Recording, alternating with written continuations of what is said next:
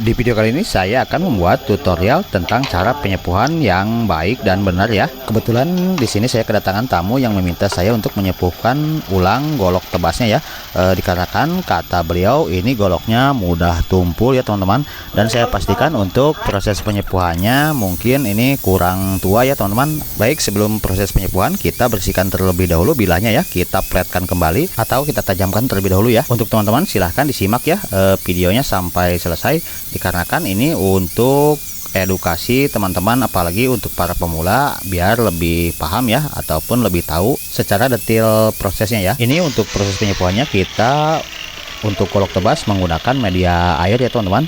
Untuk jenis parangnya ini kita menggunakan media oli teman-teman. Sama ya, kita bersihkan terlebih dahulu sebelum nanti kita ke proses penyepuhan. Kita ratakan juga bagian mata tajamnya agar pas proses pengasahannya tidak begitu susah ya teman-teman. Nah, untuk parang ini sendiri bahannya saya pastikan ini bukan baja ya, dikarenakan pas digerinda sangat empuk juga.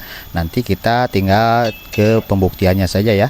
Oke, kita lanjut ke proses penyepuhan. Karena ini gagangnya sudah paten dan dipin juga, kita tidak melepas gagangnya ya teman-teman. Cukup dengan siapkan lap basah, kita basahi terlebih dahulu, nanti kita tinggal lanjut ke proses pembakarannya ya. Mohon maaf untuk proses pembakarannya kita tidak sempat video, dan ini untuk proses penyepuhannya seperti ini ya. Bisa kita celup seperempat bagian mata bilahnya saja untuk mengukur ketebalan sepuhannya ya teman-teman. Dan ini sudah terbentuk sepuhannya, insya Allah untuk jenis sepuhan seperti ini saya pastikan sudah cukup tua ya. Ada sahabat kita yang di Facebook coba-coba dengan metode penyepuhan seperti saya. Sebetulnya gampang ya teman-teman, asalkan kita sudah tahu caranya. Dan bisa dilihat untuk cara proses pencelubannya seperti itu teman-teman. Kalau semisal bilahnya terlalu matang, kita diamkan ya sebentar, jangan sampai langsung kita celup semuanya, nanti ya beresiko bisa retak-retak juga ya. Dan untuk hasil sepuhannya bisa dilihat teman-teman, ini sudah cukup rata ya. Saya pastikan ini sudah cukup tua juga untuk sepuhannya. Tetap nanti kita ke proses tempering ya, sama dengan cara menghangatkan kembali bilahnya menggunakan amplas susun ya. Dan ini lanjut kita ke proses penyepuhan parangnya ya. Untuk parangnya ini sendiri kita menggunakan media oli ya teman-teman. Dan bisa disaksikan untuk jenis parang ini tidak mengandung kadar karbon ya. Jadi untuk proses penyepuhannya ini saya rasa percuma, walaupun disepuh dengan media air dicampur garam segala macam, itu tidak akan berpengaruh sekali ya teman-teman.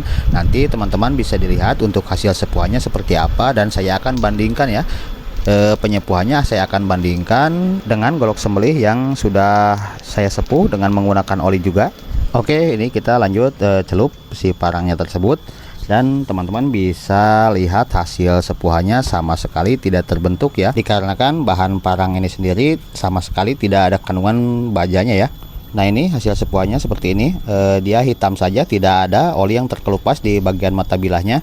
Oke, nanti kita akan bandingkan dengan bahan yang mengandung kadar karbon ataupun kadar baja.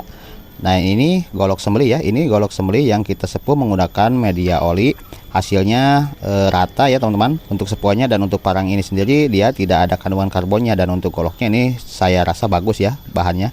Terima kasih yang sudah menyaksikan video saya. Silahkan bagikan video saya sebanyak-banyaknya. Assalamualaikum warahmatullahi wabarakatuh.